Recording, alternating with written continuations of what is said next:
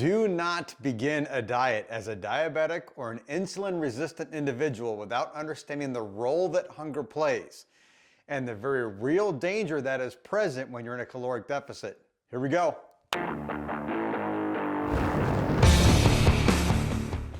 It's a brutal irony that in any diet situation, hunger is going to inevitably be present throughout the day, but it can pose some real dangers to a diabetic. After all, in order to lose weight, there is no mystery or secret about it. You have to consume less calories than you burn. And more often than not, you will be eating less food and probably less delicious food than you're used to. But hunger and diabetes do not play well together, primarily due to the potential for a low blood sugar crash, the medical term being hypoglycemia. And what causes hypoglycemia? Here are the top 3 reasons according to the Mayo Clinic. First, eating less than you're used to. 2, skipping a meal or a snack entirely. Or 3, exercising or exercising more than you're used to. Now, correct me if I'm wrong, but I'm pretty sure I just described every past, present, and future fad diet that has ever existed or will ever exist. What does low blood sugar feel like in the early stages? Well, the symptoms of it are actually where we get the fun word hangry from. And it's marked by fatigue, difficulty concentrating, irritability and anxiety, and sometimes dizziness. Please understand there's massive amounts of data on the internet regarding hypoglycemia and low blood sugar that you can research on your own if you choose to. Just simply Google the signs, symptoms, and dangers of hypoglycemia. And as usual, I've included the best of these in the show notes, and I've used a lot of that information as the foundation for this video. But I'm also speaking from my own very recent, very relevant experience as a hybrid diabetic that's currently in a moderate caloric deficit. I've learned by trial and error, really mostly error, that I have to keep a very set feeding schedule in order to avoid blood sugar crashes. Which brings me back to hunger. And hopefully you're starting to see the conflict I referred to in the beginning for diabetics and pre-diabetics with dieting. You see, hunger is the best indication that you're actually operating in a caloric deficit.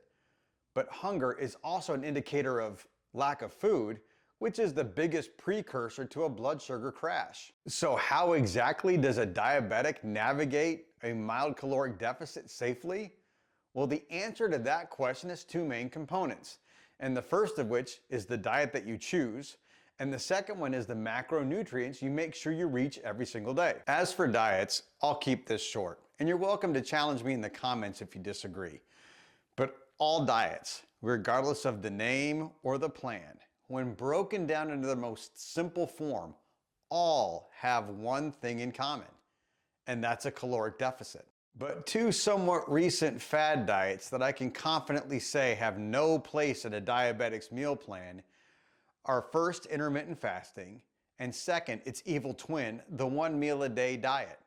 You see, both of these diets emphasize long periods of not eating, which we've already established that as a diabetic or pre-diabetic is not safe for us to do. The basic tenets of those diets literally encompass the top 2 triggers of hypoglycemia. So that then leaves us paleo, keto, Atkins, Whole30, vegetarianism, and vegan diets to work from. Which brings us back to macros, and yes, again, hunger. And of the diets I've listed, I've tried them all. And I have found that I am the most consistent, the least hungry, and the most successful on keto. Why? For me, it's simple.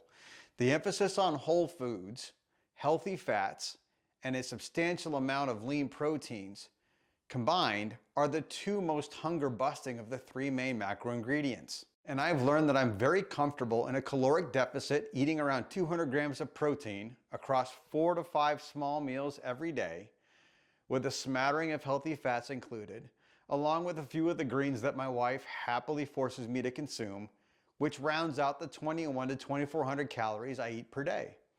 And that's about 400 to 500 calories below my typical maintenance needs, which allows me to operate in a caloric deficit enough to lose about a pound of weight per week, mostly fat, without experiencing any hypoglycemia and maintaining a pretty comfortable level of hunger. And I normally leave room in my plan each day for 15 to 20 grams of a complex carbohydrate that I eat before my workouts so that I can make sure I make it through without any crashes. So, what do I want you to do with this information?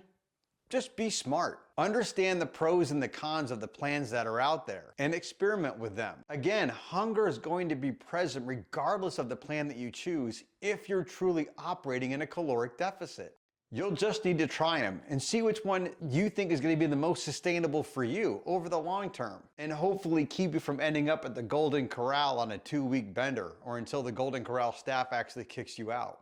Then be consistent, give yourself a bit of grace when you trip up, and keep trying.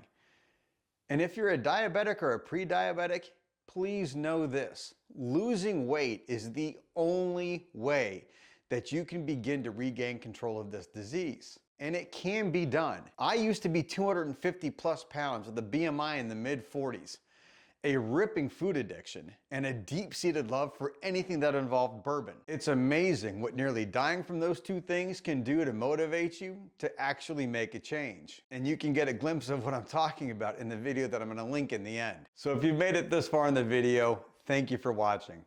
Please help the channel grow by liking the video, subscribe if you haven't already, and please feel free to rip me and the entire diet culture in the comments below. I'll be doing a breakdown of the 5 most popular current fad diets and how they operate in a future video that's coming soon. In the meantime, keep your spirits high, keep your blood sugar steady, and I will see you in the next one.